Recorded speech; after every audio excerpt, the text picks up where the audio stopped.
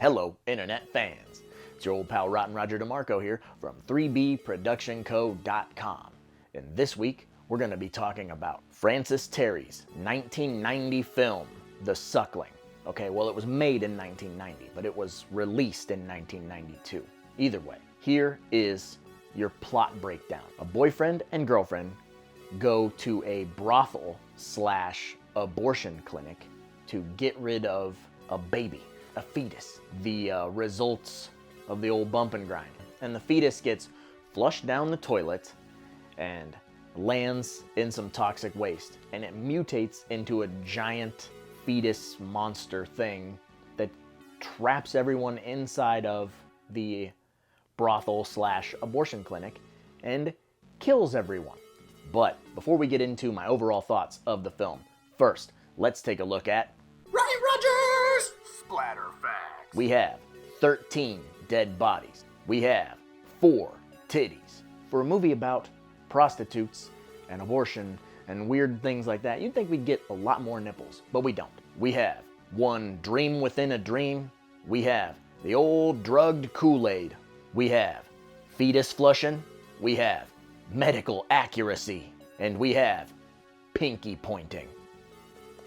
The methods of death include but are not limited to gunshot, decapitated, tentacled, pushed down, electrocution, chomped, suicide, splonked, and melted. Okay, so now on to my overall thoughts of this film. Gotta start this off by saying that this movie is extremely silly, way over the top, ridiculous fun.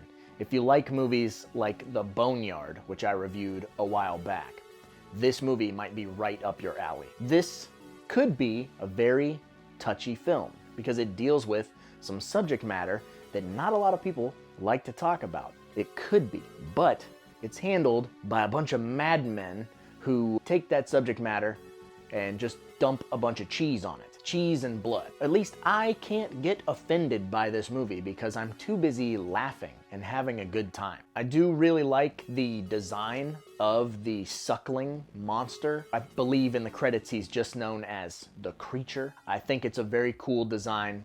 As far as the creature design goes, one of the things that I noticed is at the beginning when the fetus is flushed into the sewer and it starts mutating, it resembles the Dream Demon Freddy from Nightmare on Elm Street 5.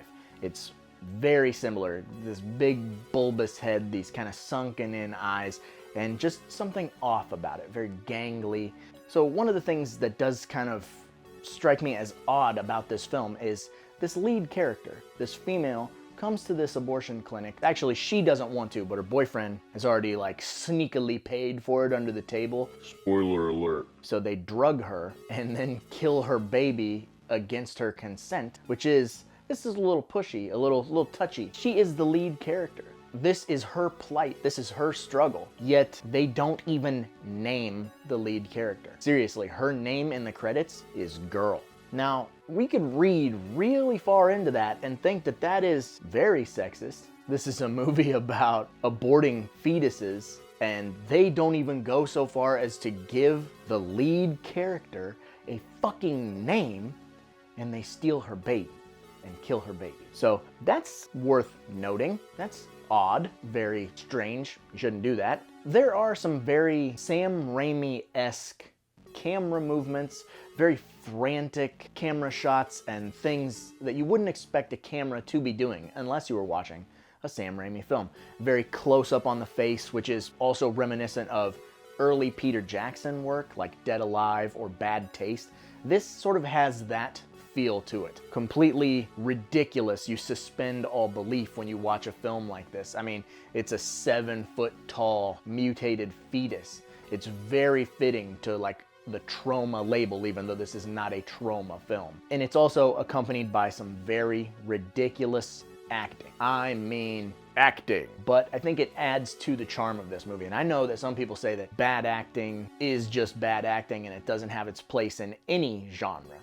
But there are certain movies that hokey, I just know the key grip acting is fantastic. And it lends something to this movie where you hear a line of dialogue and you will be like, Jesus Christ, I can't believe they put that in there or whatever. And it's so fun. It's just a fun time. I don't have a lot of negative things to say about this movie other than it is a cheap film. That is about as negative as I can get with it.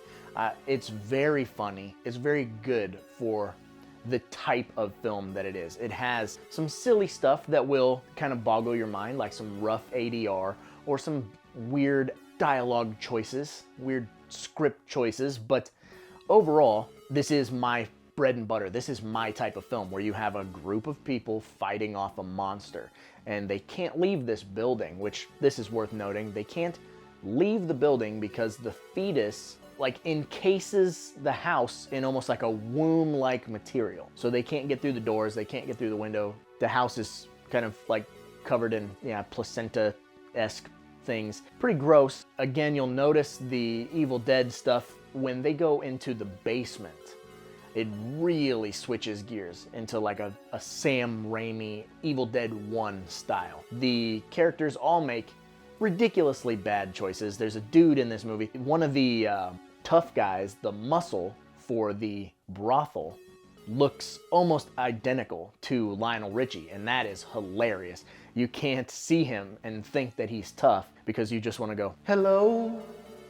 Is it me you're looking for, fetus? I'm not trying to sell you anything. I'm trying to give you what to expect. Super over-the-top acting. Average gore, sweet creature design, fun nudity. It's just a good movie to watch with your buddies. That's all there is to it. You're not getting scared by this fetus creature unless you have a phobia of fetus creatures. Then by all means, get scared.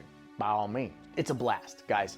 And Vinegar Syndrome just put the Blu-ray out and it looks fantastic. In my personal opinion, this movie is 100% popcorn as fuck.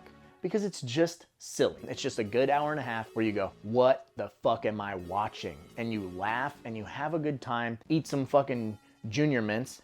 Junior, because it's a baby. At the end of the box, there's no more Junior. You could say that the candy has been aborted. Hey-oh! Crossing some line. But yeah, just have some candy, watch this movie with your buddies, have a good time. This movie's a blast. Can't recommend it enough. So, if I have swayed you, click the link in the description and get a copy of The Suckling today. But I suppose I should probably get going because, after all, there's a lot of movies out there. Somebody's got to watch them, so why not me, right? My feet are sticking to the floor. It's like placenta. I'm out. Abortion jokes.